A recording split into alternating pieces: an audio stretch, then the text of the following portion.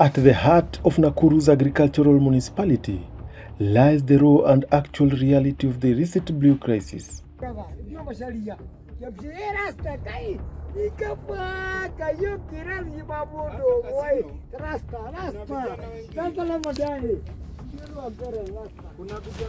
Here, in the densely packed informal settlements of Kasino, Tayari, Mtawasaba and Chandera in Molo, the epidemic isn't just claiming lives, it's stealing futures. As we make our way through the streets into the Kasino slums, we are met with suspicion, almost a hostile stare, as an uncomfortable intrusion into the host's altered reality.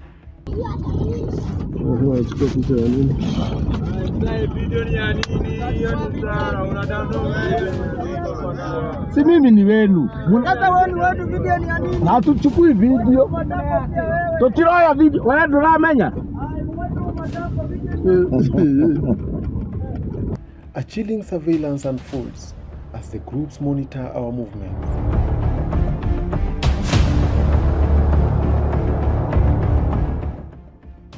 It is in the afternoon, and the streets are a haunting scene. Young men and women are already deep into the sea of intoxication, their movements slow and uncoordinated, their gazes vacant like zombies. In the open fields, along the roads and railway lines, a more tragic sight awaits. Men, young and old, lie unconscious, their bodies limp, exposed to the poison. This isn't an anomaly here. It is a normal occurrence. A grim testament to the pervasive grip of these deadly concoctions. This is daily existence, a silent crisis unfolding in plain sight, where the line between life and slow decay blurs with every dangerous sip. This single estate has both its dwellers and neighbors crying. Beneath the intoxication lies an even darker evil. Broken families, gender-based violence, teenage pregnancies, and early marriages. It is a community trapped in its own recklessness, and no one seems to care. Even the authorities are not aware. About 100 meters away from the estate, we meet Miss Margaret Wanjiru at her roadside stall where she sells firewood. She's just from a burial ceremony of a village mate, and she agrees to take her to her home. Her 2 grandchildren, aged 12, are also in the vicinity. These children became her responsibility after her daughter was devoured by the fangs of the illicit brew. Jina yangu ni Margaret Wanjiru Kamau. Mimi ni mkaaji wa hapa Maisani. Ndipo ninakaa hii nyumba lakini ni ya kukomboa, sio yangu. Na 2023 ndipo nilipatwa na msiba wa huyo mtoto wangu kuuliwa. Hapa hivi tu karibu hapa. After a 6-year stint at the Kasino estate, the daughter drank herself to death. Huyo msichana wangu alikuwa na miaka 40 na aliuliwa na pombe. Alikuwa mkunywaji kabisa hapa Kasino. Hata ingawa alikuwa anaenda kibarua, lakini baada ya kutoka hiyo kibarua anaingia Kasino, naenda kumuokota huko. Miss Wanjiru recounts the pain of having to pick her daughter from the trenches, open fields and stalls every day while unconscious, before she finally went for her dead body. Hiyo pombe ilikuwa mzuri kwake juu wakati anakunywa hizo pombe hata ajijui kabisa. Hata nikienda nimchukue nikumlete, hata kukula akuli, kuoga ni sida, alikuwa hata kununua mapasi ni sida. Sasa hata mafasi mimi ndio nilikuwa naona ameenda uchi, naenda na mrogotea ya mtumba huko. Kwa hivyo kukua kamili, kukua mzuri, hapana. Kumfuata ama umuulisage unaenda wapi, hapana. Yeye akichomoka akienda, akirudi amelewa. Mara nyingi hata kukua narudi. nilikuwa naendaga kumchukua huko. Hiyo kumuokota, kwenda watu wakikwambia msichana wako ameanguka, ilikuwa inakufanya unajihisi namna gani? Sasa kwa roho yangu ilikuwa inanichukua vibaya sana, yani roho yangu inaaja kusikia vibaya. Juu hata wakati naenda kumchukua nachukua utoto wake. Namwambia kujani, mimi sina nguvu, twende tulete mama yenu. Sasa sikuwa kwa roho yangu nikisikia mzuri, hata labda ndio inaweza iliniletea masida kwa kufikiria mama, watoto. Sasa sikuwa na hizi mzuri. It was in the year 2023 when she was called to pick her unconscious daughter, who was lying a few meters from her rented house. At first, she wasn't surprised until she arrived to confirm that her daughter was no more. Sikuwa nafikiria nitamkuta akiwa maiti. Hata wakati nilimkosa, nilikuwa nafikiria labda amelala kwa marafiki zake. Nilikuwa nafikiria amelala kwa marafiki zake. Asubuhi nikaamka nikapika chai. Ilikuwa siku ya Jumapili. Nikatoka, nikaambia hao watoto wake, mama yenu akikuja mwambie chai ndio hiyo, awafulie manguo juu ya kesho shule. Mimi kufika mbali, hata sikuwa nimefika mbali sana, ndio niliona kijana mwingine amekimbia mbio, akakuja akaniambia mtoto wako amekufia kwa samba.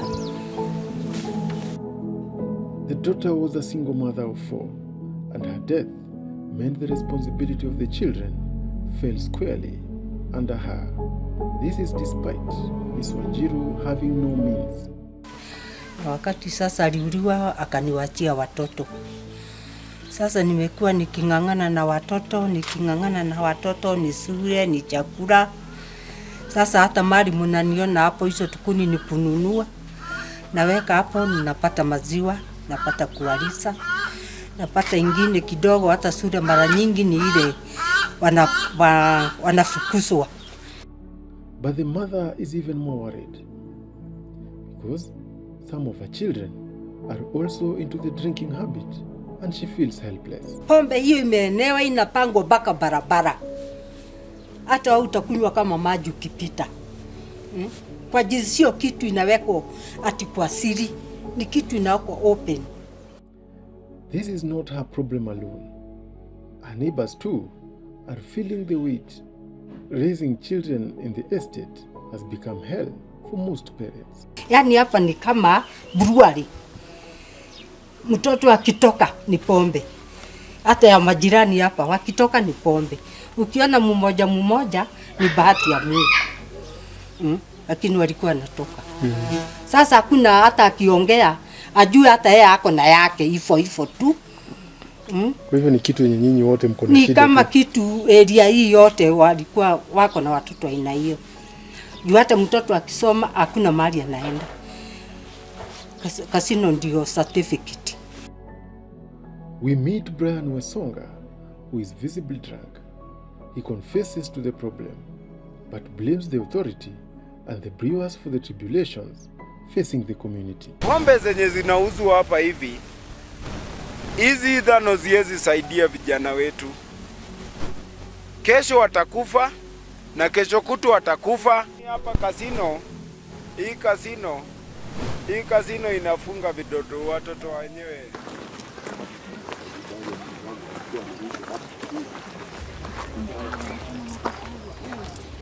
In the neighboring estates of Mtawasaba and Tayari, the brew is sold in the open, and the consumers appear to join hands with the sellers to protect each other from the arms of law. Mr. Njenga Matendo, a former councillor in Molo, tells us how the brew has negatively impacted the region both socially and economically.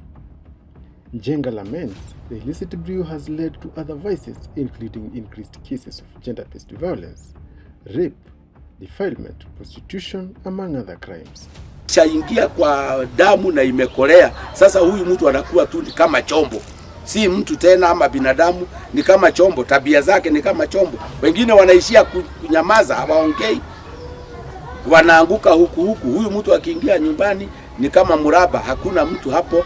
Mama anakaakaa, labda mtu watoto wawili, watoto watatu, anakaakaa, anaona hapa hakuna kazi, hata ile kazi nyingine hakuna, yani hakuna kazi yoyote, hata ile majukumu mamume kama ndoa haifanyiki, sababu ni kama hii kitu inazima system yote. Jambo lingine ambalo limesababishwa na hii pombe ni wizi.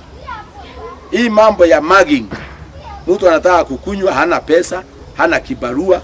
The former councillor, who doubles up as a preacher, says he has participated in numerous burials of young people whose deaths are related to the consumption of the toxic drink.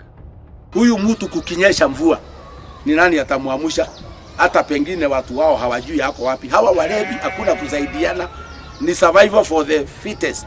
Ni kama nyang'ao sasa, hakuna kuambia. Wewe unaambia mtu uende nyumbani na hata ujui umeamukia wapi. Mungu tu. Huyu akufe leo na wewe kesho, mwenzako kesho kutwa. Mr. Matendo is now calling for the formulation of tough laws to guide the enforcement of laws protecting the community against the unscrupulous businessman. Solution ni moja. Ni moja tu, my friend. Sababu sisi raia hatuna ruhusa ya kushika mtu. Kuna polisi. Sijui kutokea wapi. Angalia hii nini ya nakada. Hiyo kitu inakula mishahara ya watu bure. Mimi ningedhani kama kungekuwa na policy, an act of parliament, iondoe mambo ya kuenforce, iwe specifically mambo ya drugs kama hii nakada hii. Ikubaliwe kabisa, iwe na meno ya kushika na kustaki. Sasa nakada wanakushika, wanakupelekea sijui chifu gani. Hebu imagine, mzee wa nyumba 10 amepata ndio hii. Tena aone asisa ni chief, tena aone chief, sijui senior chief, sijui senior what. Hii mambo yote ni ukaragosi tupu. Paka tena sijui ukute OCS ati ndio uishie kotini, ukute prosecutor hako na njaa. This thing, unless kuwe na mahali tu ama sheria itengu, hakuna fine. And in efforts to rescue the situation from getting worse, civil society groups as well as non-governmental organizations have found it necessary to offer assistance to the affected communities. Dandelion Africa is one such organization offering counseling and other assistance to the victims of the illicit brew menace. According to Eric Makori, the organization has established that the community faces serious reproductive health challenges, among other social evils brought about by the illicit brew. Kwa majina naitwa Eric Makori, nafanya kazi na Dandelion Africa. Dandelion Africa ni NGO yenye inadili na mambo na afya ya jamii. So leo niko hapa kasino, nimekuja kuangalia kazi venye inafanyika so that tuweze kuona kusaidia wananchi. So kwa nini tuliweka hii mradi yetu hapa kasino? Wakati tulikuja tukafanya baseline, tulipata kwamba kuna teenage pregnancies mostly yenye inaletwa na mambo na drug addiction. Like hii mtaa yetu ya kasino, mambo na pombe iko juu sana. So tuliangalia like kama mtu anaweza kunywa pombe, unaweza pata anaweza shika mtoto mdogo, tena aweze kumweka mimba na mtoto ata drop kutoka shule na aanze familia ya mapema. So hii mambo na pombe mostly inachangia, ukiangalia pombe na health zinaenda pamoja. So for us tunakuja hapo katikati, tunaangalia hii mambo na information about sexual reproductive health na also mambo na drug abuse. Huwa tunajaribu kukuja katikati so that mtoto akiwa aware, familia zikiwa aware through information, wanaweza make informed decisions so that kama ni kuenda hospitali anaweza enda apate matibabu, kama ni kujikinga anaweza jikinga, and also what. Na hatujacha wasee nyuma, wazee wanakuja kwa hii kliniki yetu wanapata mambo na kujijua hali yao. Manuel Kimathi is the Assistant County Commissioner in Molo. Mr. Kimathi proceeds to deny any existence of the problem in Molo, noting that regular reports he gets from his chiefs indicate that the menace has been eradicated. On his part, the Molo Deputy County Commissioner, Mr. Ngelai Olechuta, refused to comment on the matter and instead hanged his phone when asked about the matter. It is obvious that the consumption of illicit brews in Molo represents a complex and multifaceted crisis. And while the efforts by the authorities to crack down on these illegal operations are reported, the persistent nature of the problem, coupled with allegations of corruption, and the severe social and economic consequences highlights the urgent need for a paradigm shift in the approach to the fight. Reporting from Tawangu, my name is Joseph Openda.